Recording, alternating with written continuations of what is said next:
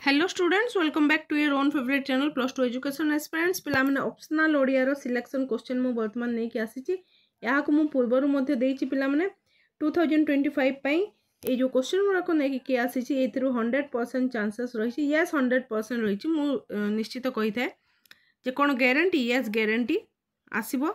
Okay, तो आमे guarantee काहे कि कहबिनी, जहा सिलेक्शन करछि मु सब तर्जमा गुडी को करि कि करछि 2024 रु 2014 पर्यंत सब क्वेश्चन गुड़ाक देखिकी ये सब क्वेश्चन मु बाहर करछि तुम पाई। सो 2025 रे तुम ए क्वेश्चन गुड़ाक पढ़िबार निहाती भाव चांसेस रही। आम बेसी समय नेबानी। सो जहाँ सब सिलेक्शन देइथिले सब गुड़ाक तो मु देइछि, हेले फाइनल सिलेक्शन पाई मु को क्वेश्चन दउछि ताकु टिके देखिनियो।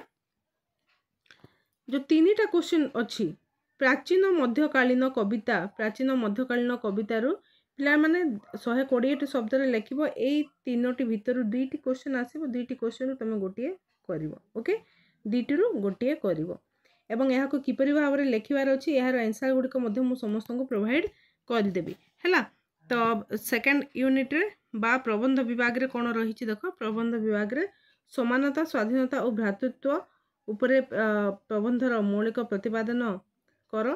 प्राचीन भारतर आध्यात्मिक दृष्टिकोण रु जीवन नियमित न हेले आधुनिक जुगर दुर्गतिर रक्षा नहीं, उक्तिटर अर्थ व्याख्या कर। देन ग्रुप सी रोची तुम क्षुद्र गल्प जहाँकि बाउंस राणी एवं माँ आसिलेणी रु निहाती भाव क्वेश्चन आसीबो। एंड तुम अलंकार विभाग रे 5टी अलंकार देइछि। सो वर्तमान देखिबा कोडा फाइनली तुम सिलेक्ट जायछि। एमिति रे बहुत कम क्वेश्चन दिया हिछि पिला माने, जोटा कि बहुत लेस क्वेश्चन अछि। लेस क्वेश्चन तीनोटी दिया हिछि, तीनोटी रु गोटे निहाती आसीबो। 2टा 3 4 5 6 7 7टा क्वेश्चन दिया हिछि। मूलरु 7टा क्वेश्चन अछि, 7टा रु 3टी बाध्य ही आसीबो। ओके, 3टी आसीबो। सो हेले मध्ये यार मु सिलेक्शन तुमको दउछि आहुरी। तो आमर सरह सुंदरी गोटे कविता, सरह सुंदरी द्युतिकार चरित्र हो बा सरह सुंदरी कृष्ण भक्तिर परिचय हैला। सरह सुंदरी रु तमे गोटे क्वेश्चन 100% पाइबो। 101%, 110% कहले भी चलिबो। सरह सुंदरी 100% आसीबो। सरह सुंदरी को जेमिति तमे मिस न करो। ता सहित आ गोटे कहूची उठ निसी पाहिला रो आहुरी चांसेस रहिछि। सरह सुंदरी फर्स्ट प्रेफरेंस, देन उठ निसी पाहिला को सेकंड रख एवं तांको किए बोलु थाई को। ओके, तो सरह सुंदरी सियोर आसीबो। ठीक अछि। एवं प्रबंध विभाग रु ए दुईटी जाक ही इंपोर्टेंट पिला माने आ मु पाइलिनी। ए दुईटी रु कोन ताकु लास्ट सिलेक्शन देबी से को जिनस मु कहि पालिनी। ओके, तो ए दुईटी की तमे देखिबो। ओके, देन ग्रुप सी को आसो। ग्रुप सी को बाउंस राणी एवं माँ आसिलेनी ए दुईटी जाक ही तमे करबा को पड़िबो। तो मोस्टली तमे कोन मिसेस चौधरी चरित्र चित्रण प्रायतः आसी थाए बाउंस राणी रु मिसेस चौधरी चरित्र एंड माँ आसिलेनी। यह एक रहस्यमयी गल्प, तार सारांशटी तमे पढ़िबो हैला।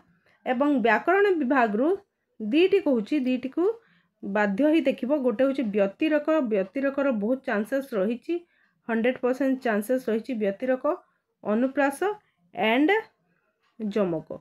ए तीनिटा बहुत माने हाई 5टा जाक ही देखिबो। 5टा जाक ही देखिबो हेले हाईली चांसेस जहाँ अछि मु ताकू कही दउची। सो पिला माने आमे ओडिया ऑप्शनल क्लास स्टार्ट कर देलेनी। जो माने ए पर्यंत हम चैनल सहित जोड़ी कि ना हो सब्सक्राइब करो, बेल आइकन को प्रेस करबा पई भूलनी, जहाँ फल कि तुमको शीघ्र नोटिफिकेशन पाई दिबो हैला। तो आमे कोन करबा, तमे मते कमेंट हेल्प करो। तम हिसाब रे ही मु चलीची। तमे जो वीडियो गुडा को कहूचो सेटा ही मु देकी चलीची। ओके, सो मु सबु समय तम द्वारा ही परिचालित होउची।